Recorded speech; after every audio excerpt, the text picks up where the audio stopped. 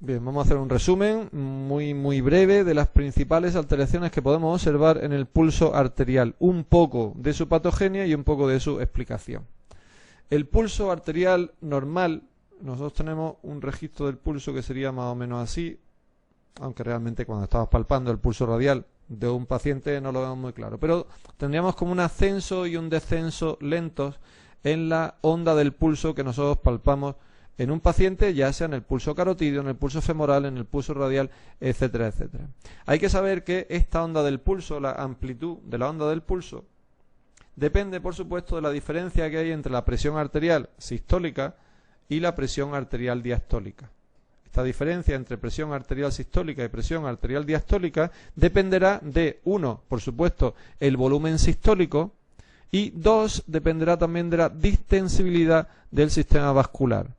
Si el sistema vascular es muy distensible, la onda del pulso será menor. Sin embargo, si es mucho más rígido, la onda del pulso se transmitirá de forma mucho más eficaz, mucho más fuerte, digamos, hacia la periferia. Esa es la justificación, por ejemplo, que las personas mayores que tienen una esclerosis vascular, su onda del pulso suba, porque tienen efectivamente un aumento de la rigidez de la pared ventricular. No confundir esta rigidez distensibilidad con las resistencias periféricas.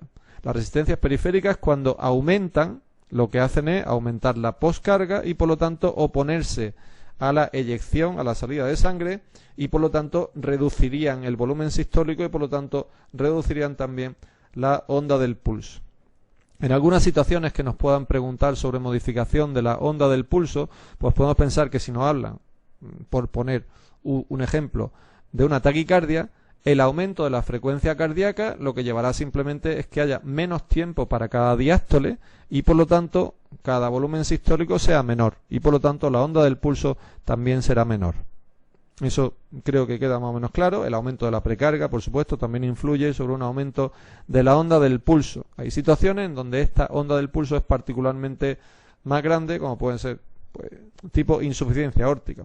En la insuficiencia aórtica nosotros tendríamos una onda del pulso que subiría mucho más rápidamente y descendería también mucho más rápido y además tendría una mucha mayor amplitud. ¿Por qué? Porque en la insuficiencia aórtica el ventrículo durante la diástole se ha llenado no solo por la válvula mitral, sino también por la sangre que regurgita, que vuelve desde la aorta. Esa sangre que vuelve desde la aorta condiciona que la presión arterial diastólica sea menor y luego condiciona un mayor llenado ventricular, con lo cual a la siguiente sístole nos encontramos con mucho volumen sistólico, con mucho volumen de llenado ventricular, y con una resistencia a nivel periférico, con una presión arterial diastólica que es muy baja y por lo tanto es muy fácil hacer esa eyección de la sangre y eso se inscribe como una onda del pulso mucho mayor y que además necesita menos tiempo para alcanzar el máximo, por lo tanto es mucho más rápida. Es lo que se llama el pulso saltón y el pulso grande de los pacientes con insuficiencia aórtica. Esto incluso puede tener una repercusión y es que al paciente se le puede mover incluso la cabeza con cada latido cardíaco del bombazo que está pegando ese volumen sistólico. A diferencia, por ejemplo, de esta insuficiencia aórtica, en la estenosis aórtica, en donde hay una estrechez de la válvula aórtica que dificulta la salida de la sangre, costará más trabajo alcanzar el máximo y además este máximo será menor. En la estenosis aórtica el pulso será tardo, que se llama tardío, con un ascenso mucho más lento y será también pequeño, será parvo, como se le llama también, o parvus si se dice en latín, que significa que es un pulso débil.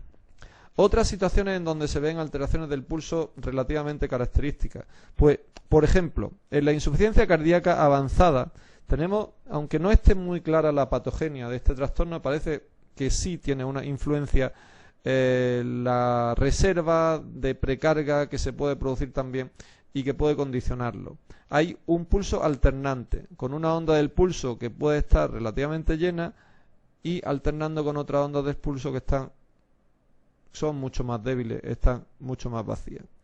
¿Por qué? Pues porque se supone que una onda del pulso es suficiente porque ese corazón se ha llenado, en la siguiente sístole no hay salida suficiente de la sangre porque no tenemos todavía llenado suficiente y en la sístole alternante, en la segunda sístole ya sí se ha conseguido un llenado suficiente. Digamos que este primer llenado que no consiguió bombear sangre suficiente ha quedado un un remanente que junto con la nueva diástole ya hace que la longitud de la fibra miocárdica sí consiga un pulso más o menos aceptable. Ese pulso alternante, insisto, es indicativo de una insuficiencia cardíaca severa.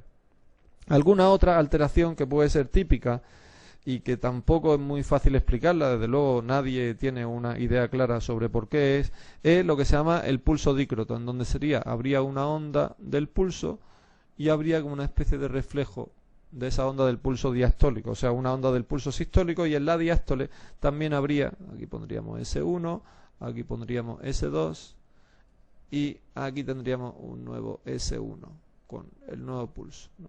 Habría como un reflejo. Eso puede pasar en pacientes, por ejemplo, con insuficiencia cardíaca también, y se habla que sería como una onda de reflujo o de marea al no ser suficientemente eficiente el volumen sistólico como para bombear sangre hacia la periferia, aunque también se habla que la insuficiencia aórtica podría verse como una especie de onda que vuelve, ¿no? Durante la sístole se está produciendo la eyección cardíaca y durante la diástole se está produciendo un reflujo, una regurgitación de la sangre hacia el ventrículo izquierdo por esa falta de cierre de la válvula aórtica. Y dejamos para el final una explicación de otra anomalía del pulso que se llama el pulso Bisferien. El pulso Bisferien consistiría en un pulso en el que efectivamente nosotros palpamos una doble onda sistólica. Esto puede pasar en pacientes con insuficiencia aórtica y no termina de quedar claro muy bien por qué, aunque puede que tenga una explicación parecida a esta que vamos a comentar ahora, y sobre todo en pacientes con miocardiopatía hipertrófica. En la miocardiopatía hipertrófica, la hipertrofia del tabique ventricular fundamentalmente, porque suele ser una hipertrofia asimétrica, condiciona que el tracto de salida subaórtico sea muy estrecho. Como todos sabemos, no solo por hemodinámica, sino por dinámica de flujo en general, cuando un líquido está atravesando por una zona estrecha, aumenta mucho su velocidad. Y el aumento de la velocidad en la sangre concretamente lo que provoca es una mayor facilidad de flujo turbulento, y al haber flujo turbulento, como ya sabemos todos también, la eyección de la sangre es mucho menos efectiva. Esto hace también no solo ese flujo turbulento, sino que hay otro fenómeno importante. Cuando la sangre está saliendo por aquí a una velocidad muy rápida, como consecuencia de que primero es un ventrículo cacha, es un ventrículo hipertrófico, potente, con mucho músculo, y además está bombeando la sangre por un sitio estrecho, pues ahí hay una gran velocidad de la sangre. No solo el flujo turbulento influye sobre esa alteración de la salida a nivel subaórtico, sino que además este paso tan rápido de la sangre por aquí hace que vibre la valva anterior de la mitral y que por lo tanto tenga un movimiento hacia anterior cerrando el tabique, la zona de comunicación con el tabique interventricular, por lo tanto oponiéndose más todavía al paso de sangre. Esta es la explicación, ese cierre sería la explicación de esta muesca, de esta escotadura en el pulso de las personas con miocardiopatía hipertrófica. Inicialmente hay una salida muy efectiva y muy rápida de la sangre, pero tanto el flujo turbulento como el cierre, el movimiento sistólico anterior de la válvula mitral cierran la mesosístole y ya solamente quedaría cuando se calma, digamos, ese flujo tan rápido por aquí, que esto volviera a su sitio y que condicionara esa segunda onda. Esta es una explicación para comprenderlo medianamente, pero hay luego muchos más factores en juego. Como se comprende también, al moverse la valva anterior de la mitral hacia acá durante la sístole, eso condiciona que haya una parte de la sangre, por supuesto, que pasa hacia la aurícula izquierda y que condicione una regurgitación mitral. Importante también en las personas que tienen este trastorno.